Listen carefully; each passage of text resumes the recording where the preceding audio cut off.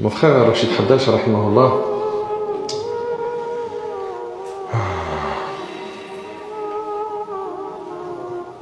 rahmatullah alayhi, Allahu Akbar.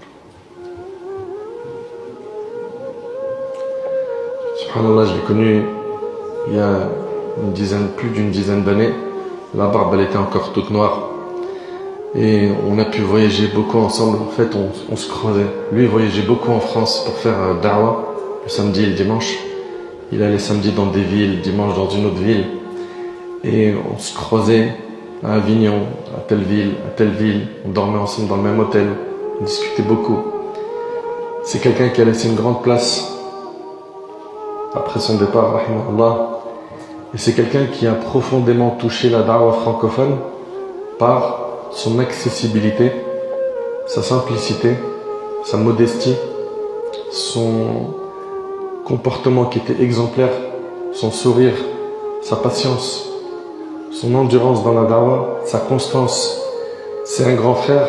Vous savez, subhanallah, quand j'étais dans l'époque du lycée, aujourd'hui j'ai 42 ans, nous on regardait la da'wah francophone, on avait des grands frères sur internet. On avait Cheikh Kastit, hafidahullah, Cheikh Adil, Cheikh Rachid Haddash, et je me disais, subhanallah, ces frères-là, ils sont fluides, c'est accessible, c'est facile ce qu'ils disent, on arrive à comprendre bien, ils nous expliquent bien la religion. Et un jour, Allah subhanahu wa ta'ala, il me permet de rentrer dans le terrain de la da'wah et je voyage et je le rencontre. Donc mes premières rencontres, je lui explique, mon grand frère, tu as été une source d'inspiration pour moi. Tu as fait beaucoup de khir. Moi, une fois, je suis rentré dans une librairie pour acheter des livres de la religion, chez nous à Paris, et je le vois dans un écran où il est en train de dire il s'appelle DJ Momo. Laisse Momo tranquille. Momo, c'est le nom de Mohammed, alayhi salam. Et moi, je suis choqué. Et j'étais choqué. Je dis, comment un imam, il a la barbe et tout, il parle de DJ. Qu'est-ce qu'il connaît de tout ça là? Et subhanallah, c'est comme ça qu'il est rentré dans beaucoup de cœurs, parce qu'il confrontait les problèmes des jeunes. Il les comprenait, il patientait avec eux beaucoup, il leur montrait beaucoup d'amour, beaucoup de miséricorde. Enfin, j'implore Allah subhanahu wa ta'ala de lui faire miséricorde. Bah, ça me fait un grand pincement au cœur quand je vais à Bruxelles et je le vois pas. Parce que j'étais habitué quand je venais à Bruxelles de le voir.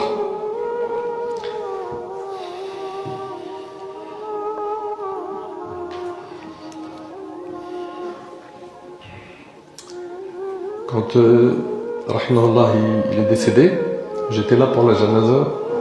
J'implore Allah de me donner une janaza comme la sienne, elle était exceptionnelle. C'était à la mosquée Khalil, c'est ça, je ne me trompe pas? C'est ça? J'ai assisté à l'enterrement aussi. Et subhanallah, il a laissé un afar tayyib. Quand on parle de lui, on est heureux. Quand on parle de lui, on fait dua pour lui. Et la Bruxelles entière peut témoigner qu'on n'a pas encore eu sa relève. On n'a pas encore eu quelqu'un qui a porté autant de poids que lui de son vivant. Enfin, mes frères, Rachid, il n'est pas né avec un micro. Il n'avait pas un micro dans le ventre de sa mère. C'est un jour, il s'est pris en main. Et j'ai su, en venant ici, qu'il avait beaucoup d'efforts dans cette mosquée. Ça, je ne savais pas, parce que nous, sur Paris, on ne sait pas trop vos imams ici vont dans quelle mosquée, mais on m'a dit qu'il avait beaucoup d'efforts, il a fait beaucoup de khir ici. Il faut que justement ces graines qu'il a plantées poussent, et à votre tour que vous soyez responsable. Que vous soyez responsable, que vous transmettez le message, que vous fassiez aimer Allah aux gens. Et c'est sûr et certain qu'il y a parmi vous des potentiels. Mais il faut impérativement que vous vous mettiez en avant pour prendre des responsabilités comme il l'a fait mon frère, rahimahullah. J'implore Allah subhanahu wa ta'ala de l'accorder le firdaus al-a'la. J'implore Allah subhanahu wa ta'ala de le récompenser à la hauteur de ses sacrifices. Il a goûté à beaucoup de fatigue, beaucoup de maladies.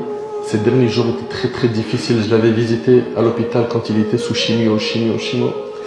فرحمة الله عليه صلى الله سبحانه وتعالى أن يجعله من أهل الفردوس نسأله سبحانه وتعالى أن يتقبل منه نسأله عز وجل أن يرفع درجاته في الجنة نسأله سبحانه وتعالى أن يعيذه من فتنة القبر وأن يجعل قبره روضة من رياض الجنة نسأله سبحانه وتعالى أن يصبر أهله نسأله سبحانه وتعالى أن يبارك فيما تبقى من ذريته نسأله تبارك وتعالى أن يحفظهم من كل سوء وأن يبارك في جهوده حتى بعد مماته